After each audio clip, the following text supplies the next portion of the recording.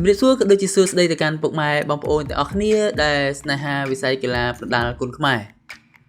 អញ្ចឹងនៅក្នុងថ្ងៃនេះគឺខ្ញុំនឹងលើកយកជំនួបរវាងហាន់ពីដែលត្រូវប៉ះជាមួយនឹងវ៉ាន់វឿនអញ្ចឹងយើងដឹងហើយថាកីឡាករហាន់ពីគឺទទួលជាជំនះដោយផ្ដួលកីឡាករថុនស៊ីហុងឲ្យបោះបង់ការប្រកួតនៅក្នុងទឹកទី2ហើយវ៉ាន់វឿនគឺទទួលជាជំនះទៅលើយ៉ាស៊ីនដោយយ៉ាស៊ីនគឺបានវាខុសលក្ខន្តិកៈដោយវាយពីក្រោយធ្វើឲ្យគណៈកម្មការផ្ដល់ជាជំនះទៅឲ្យវ៉ាន់វឿនអញ្ចឹងគូនេះគឺអ្នកឈ្នះប៉ះជាមួយនឹងអ្នកឈ្នះប៉ុន្តែយើងដឹងហើយយើងដឹងលទ្ធផលមុនហើយមិនថាខ្ញុំមិនថាបងប្អូនគឺដឹងទាំងអស់គ្នាថាហាន់ពីជាមួយនឹងវ៉ាន់វឿនដល់ពេលដែលជួបគ្នានៅជុំទី2នេះតើអ្នកណាជាអ្នកឈ្នះអញ្ចឹងលទ្ធផលបើទោះបីជាខ្ញុំមិននិយាយក៏អ្នកទាំងអស់គ្នាដឹងដែរយើងទទួលស្គាល់ថាកីឡាវាមិនទៀងទេបើសិនជាយើងប្រហែសគឺអាចនឹងបាត់បង់ឱកាសដូចគ្នាប៉ុន្តែបើយើងគិតពីសមត្ថភាពដូចគ្នាយើងអត់យកចំណុចហេស៊ុយយើងមកនិយាយយើងគិតពីសមត្ថភាពគឺហាន់ពីគឺមានភាគរយឈ្នះទៅលើវ៉ាន់វឿនគឺចឹងថា80 ទៅ 90% ហើយគូនេះខ្ញុំគិតថាក៏វាអត់ចាប់ទឹកដែរបើមិនខូចជើងទេវ៉ាន់វឿនខូចជើងទេក៏ធ្លាយធុងទឹកអស់ដែរពួកអីវ៉ាន់វឿនគឺជាកីឡាករមួយដែលខ្សោយយើងនិយាយថាគាត់អាចនិយាយថាកីឡារៀងចាស់វស្សាដែរប៉ុន្តែសមត្ថភាពគាត់គឺមានកម្រិតគាត់គឺនៅទាប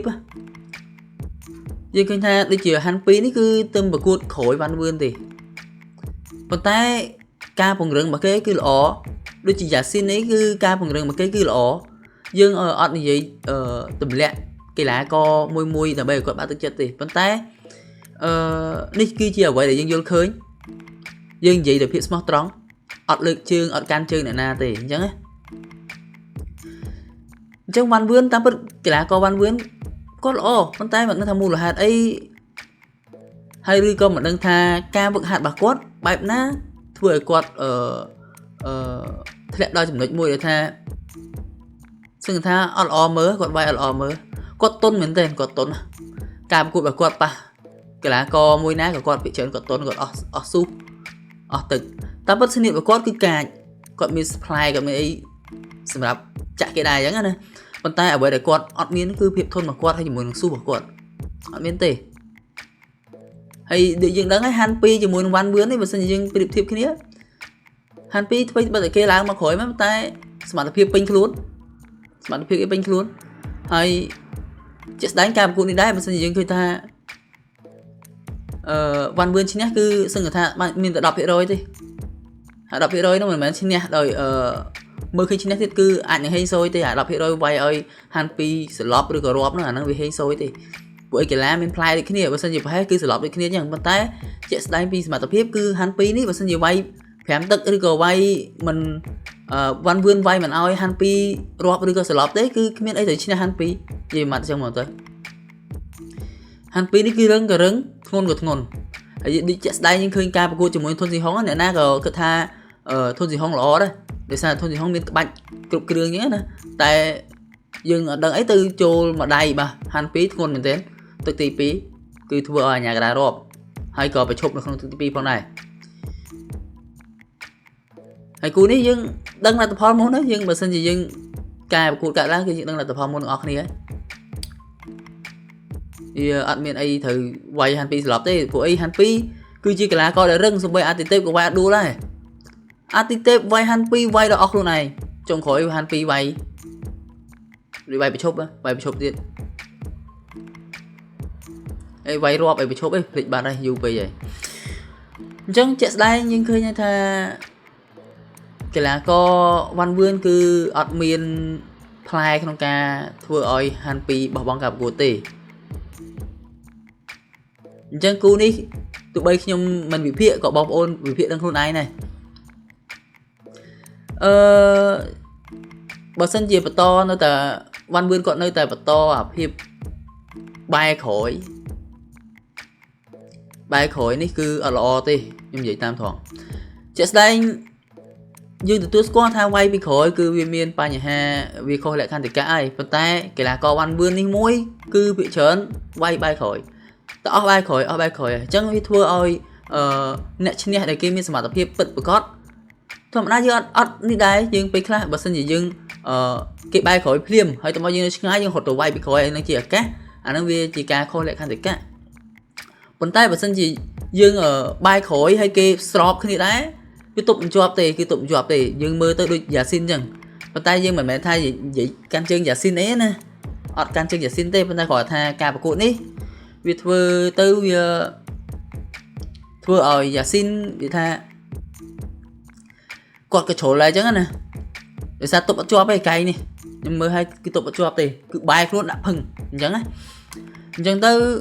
វាធ្វើឲ្យយ៉ាស៊ីនបាត់បង់ឱកាសក្នុងការឈ្នះវ៉ាន់វឿនហើយបើសិនជាវ៉ាន់វឿននៅបន្តបែរក្រោយយ៉ាងទៀតប៉ះហាន2អាចនឹងបញ្ហាហ្នឹងទៀតអញ្ចឹងអាការបែរក្រោយហ្នឹងវាមាន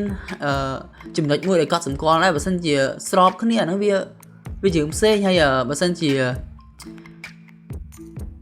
បែរក្រោយវាយបែរក្រោយខ្ញុំលើកមួយទៀតដូចជា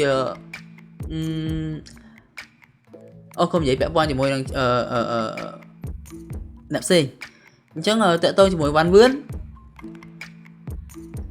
គួរតែបដូរនៅអាចរិតបែរក្រោយហ្នឹងទៅបើសិនជាយើងចាញ់គេយើងចាញ់ទៅយុទ្ធធម៌ឈ្នះគេឈ្នះទៅយុទ្ធធម៌ទៅវាជាសមត្ថភាពផ្ទាល់ខ្លួនរបស់យើងបើសិនជាយើងចាំតែបែរក្រោយឲ្យតែគេវាយអញ្ចឹងយើងចាំស៊ីឡាក់អញ្ចឹងវាអត់មានន័យទេឈ្នះដោយគ្មានសមត្ថភាពផ្ទាល់ហ្នឹងយើងឈ្នះចឹងបានកាយបានប្រយោជន៍ស្អីយើងទទួលស្គាល់វាបានលុយប៉ុន្តែសួរថានៅពេលដែលយើងយកលុយនឹងហើយសួរថាសមត្ថភាពយើងអត់មានទេណាយើងប៉ះគេអ្នកក្រោយទៅចាំតែបាយខ្នងឲ្យគេវាយទៅចាំតែបាយខ្នងឲ្យគេវាយស៊ីឡាក់ទៅអូខេចាំបាច់តែខំហាត់ទៅអីមិនហាត់ទេបាយតែខ្នងឲ្យគេវាយបាយតែខ្នងគេវាយទៅអស់បាយខ្នងឲ្យគេវាយបាយខ្នងគេវាយទៅឈ្នះហើយអញ្ចឹងវាជាហេតុផលមួយដែលខ្ញុំគិតថាវ៉ាន់វឿនគឺជាកីឡាករមួយដែលចាស់វស្សាប៉ុន្តែអត់មានសមត្ថភាពក្នុងការវឹកហាត់ទេគឺសមត្ថភាពវឹកហាត់របស់គាត់គឺខ្សោយខ្លាំងចេះចំពោះគូនេះមិនចាំបាច់ខ្ញុំវិភាគក៏បងប្អូនអាចវិភាគដឹងថាអ្នកណាជាអ្នកឈ្នះដែរណាអញ្ចឹងខ្ញុំសូមឲ្យភាគរយឈ្នះទៅកាន់ហាន់2នេះគឺ 90% វ៉ាន់វឿនគឺ 10% ទេគឺអត់មានអីត្រូវឈ្នះជាមួយនឹងហាន់2ទេហើយដូចនិយាយអញ្ចឹងអា 10% ហ្នឹងគឺអាចនឹងបាយខ្នងឲ្យគេវាយទៀតទៅក្រោយឈ្នះណាអញ្ចឹងអរគុណច្រើនសម្រាប់វីដេអូនេះសង្ឃឹមថាវ៉ាន់វឿនបើសិនជាឃើញវីដេអូដែលខ្ញុំចេញហ្នឹងហើយគិតឡើងវិញទោះបីជាខ្ញុំតាមពិតទៅខ្ញុំជា admin ថ្មីគាត់ថាខ្ញុំធ្លាប់មើលបដាយូរហើយក៏ខ្ញុំធ្វើ channel បដាផ្សេងទៀតដែរគាត់ថាខ្ញុំខានធ្វើមួយរយៈដោយសារតែ channel ខ្ញុំដាច់តែអញ្ចឹងទៅខ្ញុំក៏បោះបង់ចោលហើយឥឡូវចាប់ដើមធ្វើភាសាទៀតអញ្ចឹងណាអញ្ចឹងសង្ឃឹមថាបងប្អូនជួយគ្រប់គ្រងជួយ subscribe channel ខ្ញុំម្នាក់មួយផងដើម្បីបានវីដេអូផ្សេងៗទៀតអរគុណជម្រាបលាជូនពរឲ្យបងប្អូនទាំងអស់គ្នាសំណាងល្អនិងសុខភាពល្អ